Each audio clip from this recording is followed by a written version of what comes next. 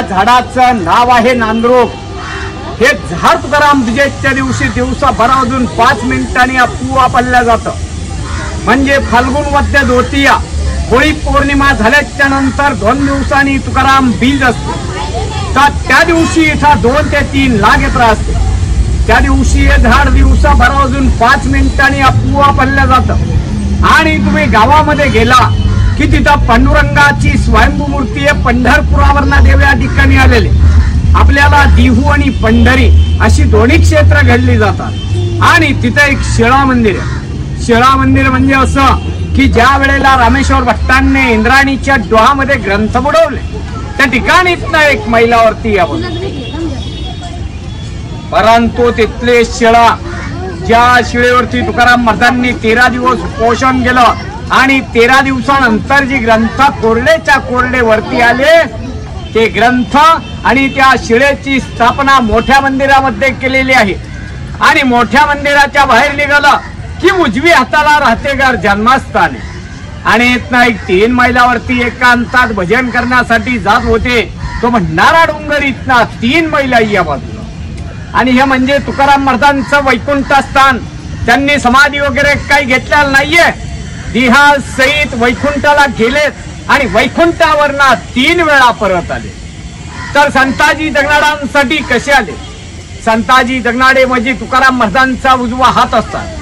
त्यांनी तुकाराम महाराजांच्याकडनं वचन घेतलेलं असतं। वचन असं घेतलेलं असतं की तुम्ही वैकुंठाला गेले तर मी तुमची सेवा करेन आणि मागाहून जर मी वारलो तर माझ्या देहाला मुठमाती करायला तुम्हाला यावं लागेल। मागाहून ते वारले जातात। वारल्याच्या नंतर तिथले गावकरी म्हणजे 5 ते 6 मैलांचं गाव आहे सुदुम्र म्हणून। तर तिथले गावकरी खड्डा वगैरे खणतात, प्रेत गाडायचा प्रयत्न करतात। प्रेत काही गाडले जात नाही, हे अपुवा परिला।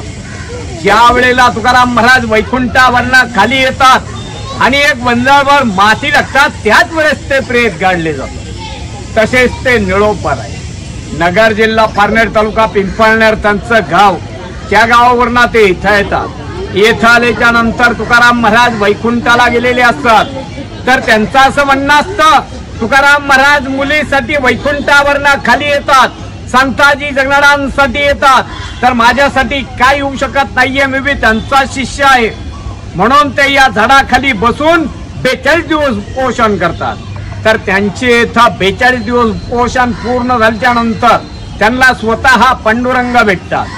तर ते पांडुरंगाला अभंगाद्वारे असे म्हणतात, येथे तुझं लागी बोलाविले कोणी प्रार्थुल्या वाचून आलाशी का, निळा म्हणे आम्ही न ओळखीचे देवा तुकयाचा धावा करत असे।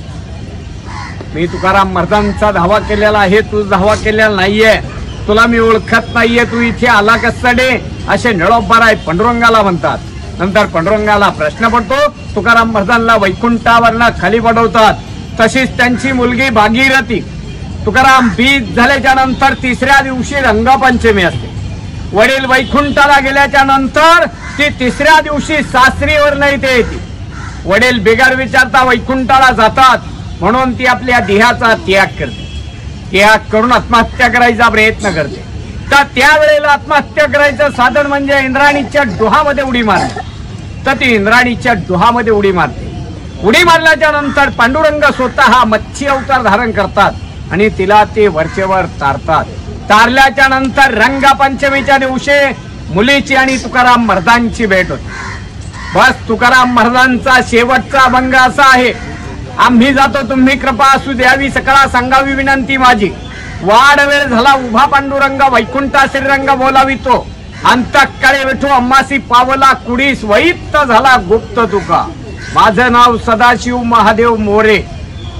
तुकाराम महाराजांचे 10वे वंश। बस रामकृष्ण हरी।